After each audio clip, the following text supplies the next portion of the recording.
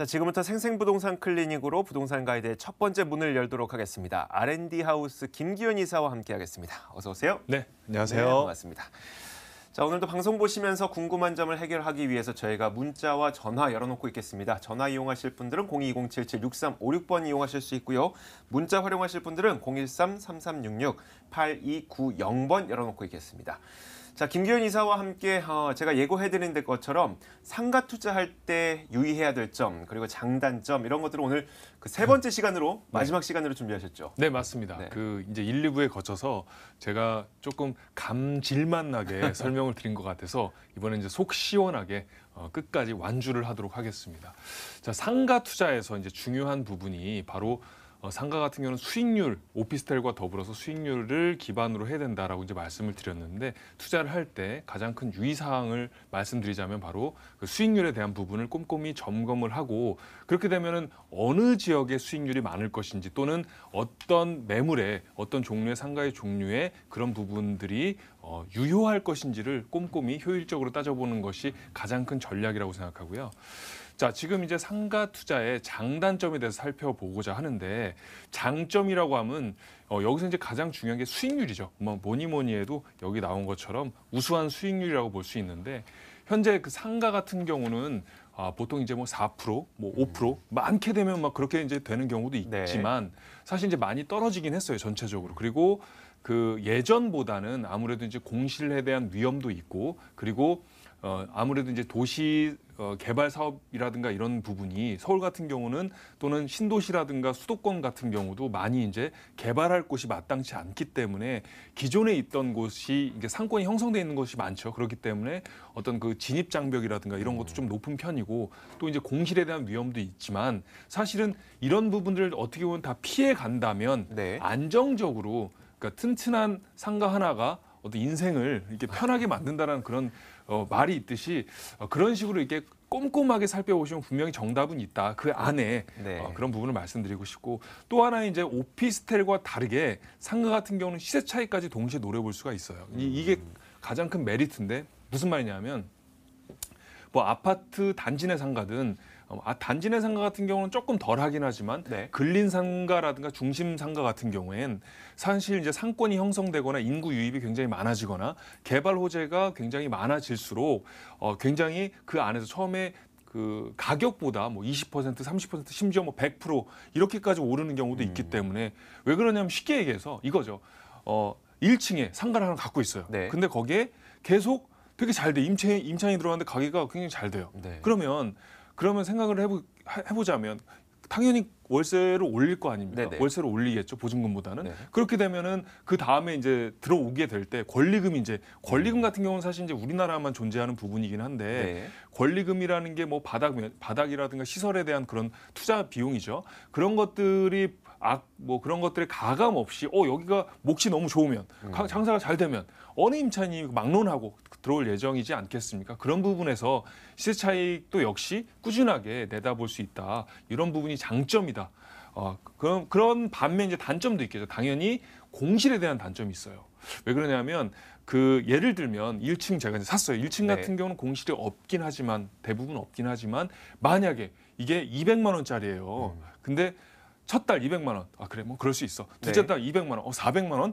그리고 5달 지나면 1000만 원 아닙니까? 그러면 잠이 안 와요. 이때부터는 악몽에 시달린단 말이에요. 그런 정도의 어떤 위험도 있을 수가 있다라는 거. 그리고 임차업이라든가 이런 여러 가지를 좀 고려해서 선별해야 되는 부분이 있다라는 거. 그런 부분을 말씀드릴 수가 있고요. 자, 상가 투자 시 유의사항이라고 했는데 여러 가지가 있지만 가장 중요한 게 사실 이제 여기 나오는 가시성 그리고 접근성, 그리고 배후 수요와 뭐 개발 가능 이거 뭐 다 마찬가지지만 결과적으로 개발 가능성이 어떻게 될 것인지에 대해 꼼꼼히 살펴보시는 게 가장 중요하다. 특히 가시성 접근성이 조금 애매모호할 수 있으니까 이것을 제가 그림으로 한번 설명을 해드릴 거고 배후 수요와 개발 가능성, 인구 유입 결국 이제 같은 얘기인데 인구가 유입되려면 내가 여기 왜 가지라고 했을 때 뭔가 개발이 막 붐이 일어나고 이래야지 인구가 막 형성이 되고 또 유입이 될 거 아닙니까? 그런 부분에서 생각을 하면 되고 가시성과 접근성에 대해서 그리고 층수에 대해서 한번 설명을 해드리자면 자 상가 층수 1층을 선호하는 이유가 뭘까요, 사람들이? 사람들이 가장 눈에 잘 보이니까요. 맞습니다. 가장 잘 보이고 그렇기 때문에 예를 들면 2층 같은 경우는 계단 올라가기 귀찮잖아요. 그 노인들, 네. 여성분들 귀찮단 말이에요. 하이힐 또각또각 하면서 막 올라가기가 귀찮기 때문에 1층 같은 경우는 굉장히 안정적인 또는 여러 가지가 이제 접근하기가 용이하기 때문에 어떤 업종에 들어오더라도 잘 그 안정적으로 이제 갈 수가 있다는 장점이 있고요. 2층 같은 경우가 그러니까 1층이 만약에 100%라면 네. 만약에 100만 원이라고 치자고요. 100만 원. 만약에 수익률이 네네. 그러면 2층은 한 보통 70만 원 정도로 이제 보고 있죠. 네. 그리고 3층 이상부터는 50만 원. 어. 이렇게 내다 점점 이렇게 하향 곡선을 띠기 때문에 사람들이 1층을 고수하는 부분이 있고 네. 2층은 이제 평수가 넓더라도 수익률이 조금 1층에 비해서는 떨어지기 때문에 그런 부분도 꼼꼼히 살펴보셔야 되고 1층 같은 경우는 그럼 어떤 업종이 좋을까요? 음식점이 제일 좋을 것 같아요. 그렇죠. 음식점이라든가 뭐 편의점 네네. 뭐 네. 올리브 뭐 네네 뭐 네네. 그런 여러 가지 뭐 화장품이라든가 그런 업종이 아무래도 튼튼하겠죠. 약국이라든가. 네. 근데 2층 같은 경우는 아무래도 학원이라든가 2층 이상에는 네. 왜냐하면 학원 같은 경우는 임대료가 너무 비싸면 또 부담스러운 부분이 그렇죠. 있고 네. 예, 그런 부분에서 이제 어떤 업종을 내가 살펴볼 것이냐에 따라서 그런 뭐 층수도 굉장히 중요하다라고 설명드릴 수가 있고 사실 이제 이렇게 생각하시면 돼요. 1층 아니면 나는 쳐다보지도 않겠다라고 이제 하시는 분들도 계시는데 네네. 실질적으로 인구 유입이 되고 그리고 거기에 접근성이라든가 가시성 또는 개발 호재가 많은 곳은 그게 그렇게 중요하지 않아요. 2층, 3층도 보시면 아시겠지만 뭐 역세권의 개발 호재가 가득한 곳은 2, 3, 4층, 5층 공실 없거든요. 네. 그런데 예를 들면 개발 호재라든가 인구 유입이 없는 곳은 1층이라도 공실이 있다는 거죠. 이제 그런 부분을 살펴보셔야 되는 게 네. 가장 큰 중요한 부분이고요.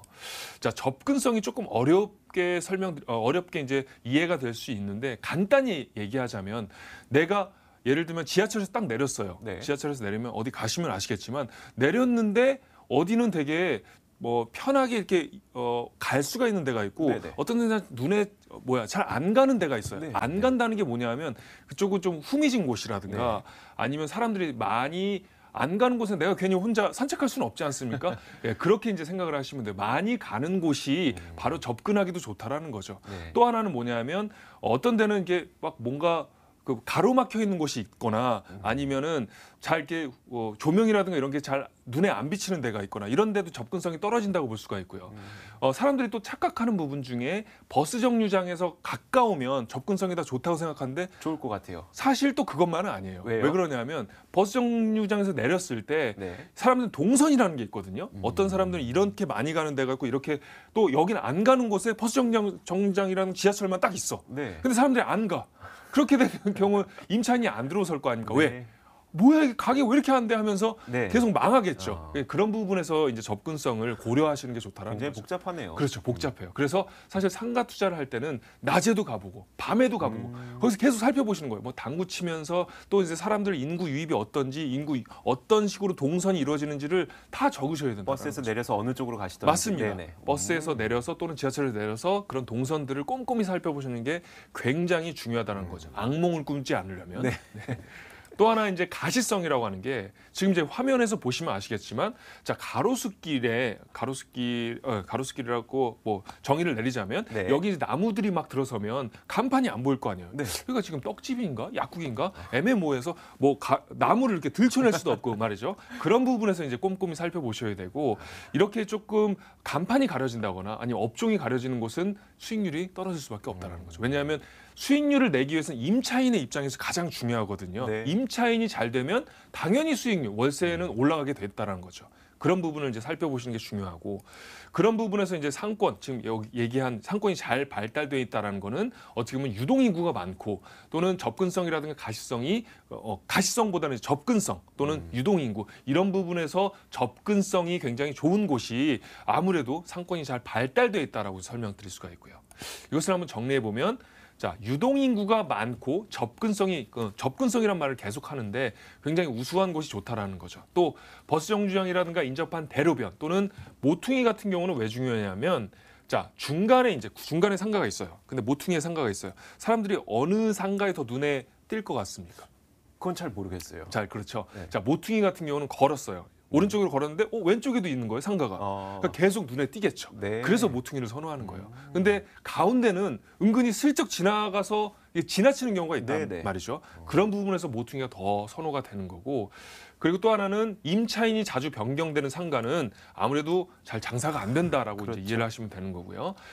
아파트 중에서도 이제 대단지 그리고 중심 상권이라고 해서 무조건 좋은 상권은 또 아니라는 거죠. 왜냐하면 인구가 실질적으로 거기서 얼만큼 움직이냐가 더 중요한 부분이고 그리고 1층 같은 경우는 사실 이건 특급 비밀인데 말씀드려도 되나요? 네. 말씀해 주세요.